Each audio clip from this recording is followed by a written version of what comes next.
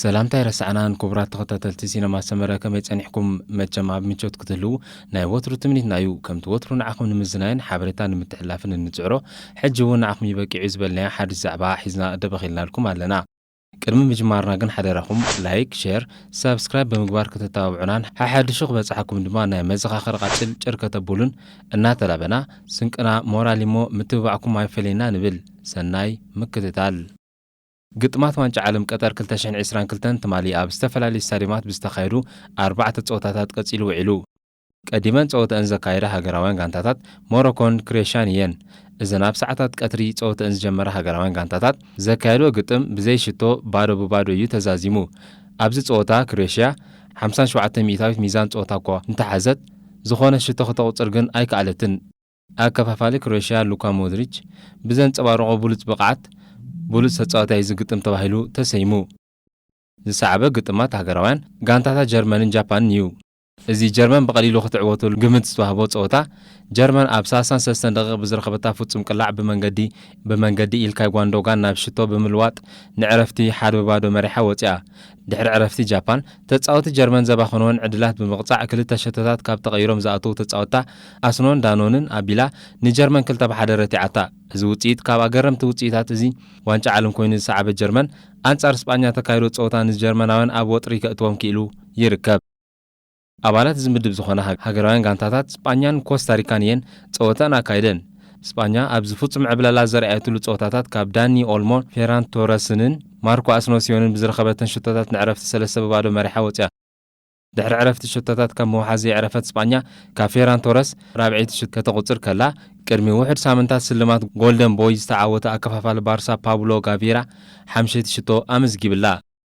በዛ ሽቶ አቢሉ ድማ ጋቪና ሃገራዊት ጋንታ ስፓኛ ኣብ ዋንጫ ዓለም ሽቶ ዘቁፀረ ብዕድመ ዝናእሰ ተጻዋታይ ኮይኑ ይርከባሎ ካርሎስ ሶላርን አልቫሮ ሞራታን ክልተ ሽቶታት ብምውሳኹም ድማ ስፓኛ ንትጾታ 7 በባዶ ተዓዊታትሉ እዚ ውጽኢት እዚ ኣብ ዋንጫ ዓለም እቲ ዝገፍሐ ውጽኢት ኮይኑ ይርከባሎ አሞዳታ ግጥመን ዘካይረ ሃገራውያን ጋንታታት ቤልጅየምን ካናዳን ካናዳ ኣብዚ ውድድር ስም ዘይብላ ሃገር ኮይና ወርቃውያን ወለዶ ቤልጅየም ናይ መወዳእታ በሓባር ዘካይድዋ ዋንጫ ዓለም ክትከውን ዝለዓለ ተኽእሎ ዘለዋ ውድድር እያ እዚ ጾታ ብዛምቢያዊ ማእከላይ ዳኛ ዳኒ ሲካዞ ዝተኣለየ ኮይኑ ቅድሚ ሕጂ እዚ ማእከላይ ዳኛ ኣብ ወጥሪ ኣብ ዝተኻይረ ዋንጫ ኣፍሪካ ኣብ ግጥም ቱኒዝያን ጋቦንን ጾታ ኣብ 86 ደቂቕ ብምዝዛሙ ኣርእስቲ ሰሪሕ ብምባሩ ንኣፍቀርቲ ስፖርት ዘህንጠየ ምዃኑ ኸኣ ይፍለጥ كندا أب 10 دقائق زرخبتها فوتسم كلا ألفونسو ديفيس هاريمو بيأداو حلا ولدت بيلجيم تبو كارتوا بمعقاتو كندا قلت في مرحلة كاب محاس تعنكيتا يا أبز بول الزنبرة صوتها بيلجيم بملسمة قعدت خب ميكي باتشواي شتو بمركبة نعرفتي حارب بادو مريحة واتيا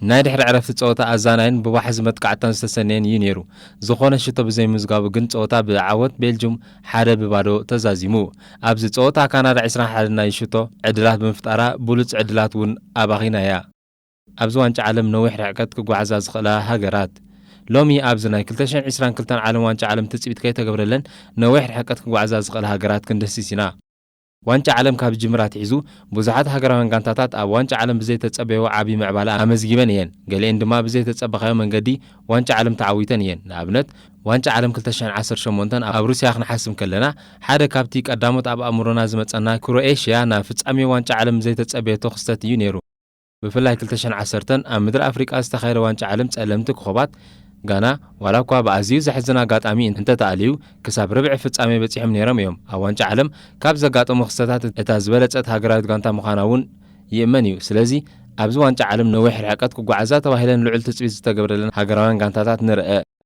ዴንማርክ ኣብ ጸወታ ዩሮ 2020 ሓደ ተጻዋቲ ሃገራዊት ጋንታ ዴንማርክ ኣብ መንጎ ጸወታ ኣብ ማእከል ሜዳ ሃልዋቱ ኣጥፊኡ ወዲቑ ነይሩ እታ ጋንታ ከቢድ ሻቆለት ወረራ እቲ ተጻዋታይ ክሪስቲያን ኤሪክሰን እዩ ክሪስቲያን ኤሪክሰን ድሕሪ ኩሉ ዘሕለፎ ነገራት እውን እንተኾነ ሕጂ እውን ኣብ ፕሪምየር ሊግ ኣብ ዓቢ ደረጃ ይርከብ ናብ ነጥብና ክንምለስ ዴንማርክ ኣብዚ ዋንጫ ዓለም ዘይተጸበናዮ ነገር ክትገብር ትጽቢት ይግበር ብፍላይ ኣብ ዩሮ 2020 ዋላኳ ቁልፊ ተጻዋታይኣ ክሪስቲያን ኤሪክሰን እንተሰኣነት ናብ ፍርቂ ፍጻሜ ግን በጺሓያ ጽቡቕ ብቕዓት ክሪስቲያን ኤሪክሰን ተደመሮ ተወሳኺ ሃገራዊት ጋንታ ዘለዋ ሓያል ሓድነት መንፈስን ጽቡቕ ስም ዘለዎም ተጻወቲ ምህላዋን ንዴንማርክ ብብልጽነት ክቁጽራ ይከኣል ብፍላይ እቶም ተጻወቲ ሃገራዊት ጋንታ ንሃገሮም ወኪሎም ክጻወቱ ከለዉ ብፍሉይ ወንን ብቕዓትን እዮም ዝጻወቱ ንኣብነት ማርቲን ብራይት ዋይት ንውሰድ ምስ ክለቡ ክጻወት እንከሎ ጌጋታቱ ዝበዝሕ ብናይ ሜድያ ሰባት ኣብ ምስ ሃገራዊት ጋንትኡ ግን ብፍጹም ብኒሕ ትዕግስቲ ቆራጽነትን ገይሩ እዩ ንተኸላኸልቲ ኣዝዩ ዘሸግር ኣጥቃዒ ኮይኑ ዝቐርብ።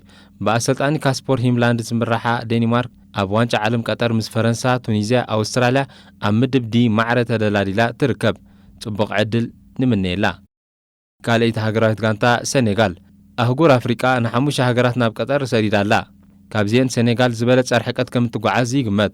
ኣብ ወርሓዊ ደረጃ ፊፋ ኣብ ቅድሚት ትስራዕ ኣፍሪቃዊት ሃገር ዝኾነት ሴኔጋል ኣብዚ ውድድር ዋንጫ ዓለም ተሳቲፋ ጽቡቕ ብቕዓት ከተመዝግብ ከም ትኽእል ትጽቢት ይግበር።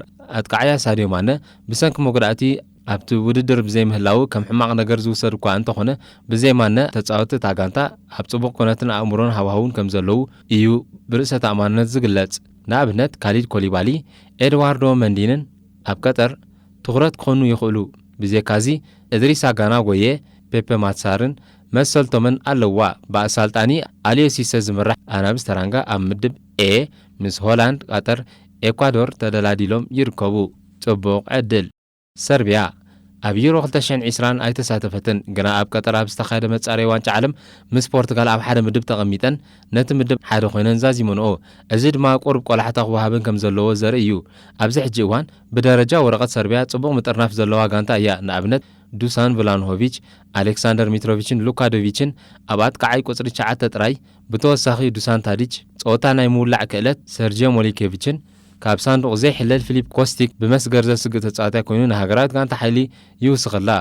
ምኩር ነማንኛ ማትሽ እውን ኣሎ። ስለዚ ካብ ጽሬት ጋንታ ንላዕሊ ኣብ ስራሕ ምውሃድ እንተረኣ ኣድሂቦም ጽቡቕ ነገራት ከርእዩ ከም ዝኽእሉ ይእመን። ብኣሰልጣን ድራጋን ስቶካቪች ትምራሕ ሰርቢያ ምስ ብራዚል፣ ካሜሮን፣ ስዊዘርላንድን ኣብ ምድብ ጂ ተደላሊላ ትርከብ። ጽቡቕ ዕድል። ኡራጋይ ፈላማይ ዋንጫ ዓለም ኣብ 1930 ዓመተ ምህረት ክንካየድ እንከሎ ኣእንጋዲት ሻምፒዮን ዋንጫ ዓለም እታ ደቡብ ኣሜሪካዊት ሃገር ኡራጋያ ነይራ። ዋንጫ ዓለም ኣብ ዝካየደሉ ዳርጋ መብዛሕትኡ ግዜ ተሳታፊ ጥራይ ዘይኮነ ጽቡቕ ጉዕዞ እውን ተካይዳ። ኣብዚ ዋንጫ ዓለም ምስ ጋና ኣብ ሓደ ምድብ ምምዳብ ግና ገለ ስምዒታት ከም ዝፍጠር ብሩህ እዩ፣ ብፍላይ ንስዋረዝ። ኡራጋይ ምናልባት ናይ ሕጂ ተጻወታ ብፍላይ ድማ ኣጥቃዕታ ናብ ሓድሽ ወለዶ ክትሰጋገር ክትጅምር ትኽእል እያ። ዋንጫ ዓለም ሉዊስ ስዋረዝ፣ ኤዲሰን ካቫኒን፣ ዳርዊን ኑነዝን ኣብ ኣጥቃዕቲ ምስ ዝህልው ኡራጋይ ምስ ናይ ሕጂ ኮኸብ ፌደሪኮ ቫልቨርደ፣ መራሒ ማእከል ሜዳ ሮድሪጎ ቤንታንኩርን ድሒሩ ድማ ዴጃኑ ምስ ዲያጎ ጎዲንን ዘለዋ ጥምረት እታ ሃገራዊት ጋንታ ኣብ ዋንጫ ዓለም ዝሓሸ ክትጽጉምን ንዝለዓለ ደረጃ መንገዲ ክትጸርግን ትኽእል እያ። ብኣሰልጣኒ ዲያጎ ኣሎንሶ ትምራሕ ኡራጋይ ምስ ፖርቱጋል፣ ደቡብ ኮርያን ጋናን ኣብ ምድብ ኤች ተደላሊላ ትርከብ። ጽቡቕ ዕድል። እስኹም ከ መን ትብሉ ክቡራት ተኸታተልቲ? ጽሑፍ ዳንኤል ግደ። ጋኒም ኦልሞፍታ መን እዩ? ታሪክ ህይወት ነጋውስ ዋንጫ ዓለም። ጋኒም አልሙፍታህ መን እዩ? እዚ ኣብ ስእሊ ትርእይዎ መንእሰይ ጋኒም አልሙፍታህ ይበሃል። ጋኒም አልሙፍታህ ኣብ ቀጠር ኣብ ዝተኻየደ ዋንጫ ዓለም ኣብ መኽፈቲ መድረኽ ምስ ሞርጋን ፍሪማን ዝረኣናዮ ዘገርም ቆልዓ እዩ። ኣብ 2005 ዓ.ም ዝተወልደ ጋኒም ካብ ዝውለድ ጀሚሩ ብኳዳር ሪግሬሽን ሲንድሮም ዝበሃል ሕማም ስለ ዝተጠቕዐ ቁመንኡ ከምዚ ኣብ ስእሊ ዝረኣናዮ ኮይኑ እቲ ዘገርም ግና ብዘጓነፎ ሕማም ኢዱ ሂቡ ኣብ ገዝኡ ተዓጺኡ ከስቆርቁር ዘይኮነስ ንኹሉ ኣብ ህይወት ዘጋጠሞ ሽግራት ሰጊሩ ኣብ ጎኒ እቶም ኣብ ዓለምና ዕውታት ዝበሃሉ ሰባት ደው ክብል ንሽግራቱ ከም መሳልል ናይ ዓወት ክጥቀመሉ እዩ መሪጹ። ጋኒም ቅድሚ ምውላዱ ብዙሓት ሰባት ነዲኡ ነቲ ቆልዓ ተወሊዱ ብስቓይ ካብ ዝዓቢ ነቲ ጥንሲ ክትንጽሎ ይመኽርዋ ከም ዝነበሩ ትዛረብ። እንተኾነ ወላዲ ጋኒም ነዚ ብኣምላኽ ዝተዋህቦም ቆልዓ ከም በረኸት ብምቑጻር ክውለድ ኣብ ዝወሰነሉ ኣደ ጋኒም ንባዕሊ ቤታ ዝተላወቶ ለበዋ እንተ ነይሩ ኣነ ጸጋማይ እግሪ ውላደይ ክኸውን እየ፣ ንስኻ ድማ የማናይ እግሩ ክትከውን ኣለካ ጥራዩ ነይሩ። ትምህርቲ ኣብ ጀመረሉ ብመማህርቱ ብዙሕ ጸርፍን ይወርዶ ከም ዝነበረ ዝዛረብ ጋኒም አልሙፍታህ ወትሩ ኣብ ጎኒ ዝነበረት ኣዲኡ ርእሰ ተኣማንነት ንኽጠርን ኣብ ዓይኒ ሰባት ተፈታዊ ንክኸውን ብዙሕ ከም ዝደገፈቶ ይዛረብ።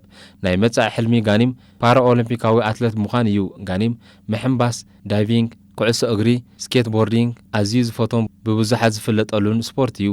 ሃገረ ቀጠር ብብዙሓት ሃገራት ብፍላይ ብሃገራት ዓራብ ተጓንያ ከቢድ ቁጠባዊ እገዳ ተነቢርዋ ብምዕራባውያን ሃገራት ድማ ባህለይን እምነተይን ኣይገድፍን ብምባላ ተደጋጋሚ ክስተታት ክቐርበላ ዝረኣዩ ብዙሓት ሰባት ጉዳይ ክሊማ ከይረሳዕና ብዙሓት ሰባት ዓዊሎም ቀጠር ድሌት እምበር ንዋንጫ ዓለም ክትዳለወሉ ዘኽእላ ዓቕሚ የብላን ኣብ ዝብለሉ እምነታን ሃገራዊ ክብረታታን ሓልያ ምስ ተፈጥሮ ተራጺማ ኣብ ዓለም ቅድሚ ሕጂ ዘይተረኣየ ተኣምራት ዝመስል ነገር ንዓለም ኣብ ዘርአየትሉ ህሞት ኣርማን መለለይኣን ነዚ ናይ ህይወት መስገደላት ብምሕላፍ ንብዙሓት ዘበርትዐ ድሌት ንዘለዎ ኣብ ህይወት ዘይከኣል ነገር ከም ዘየለ ብግብሪ ዘርአየ ጋኒም አልሙፍታህ መለለይኣ ክትገብሮ ወሲና።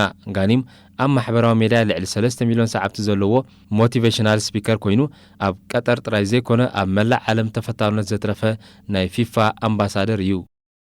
እምበኣር ከዝኸበርኩም ተኸታተልቲ መደባትና ንሎሚ ዝበልናዮ ትሕዝቶ እዚ ዝሰማዕኩም ወይ ነይሩ። በዚ ነቕርበልኩም ዘለና መደባት ዓጊብኩም ክትኮኑ ሙሉእ ተስፋና።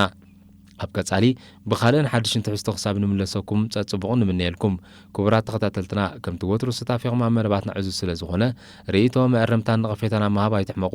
ከምኡውን ብወገንና ክቐርብ ኣለዎ ትብሎ መደባት ጀባቕ ንብለኩም ወትሩ ቁርባት ኢና ዘለና።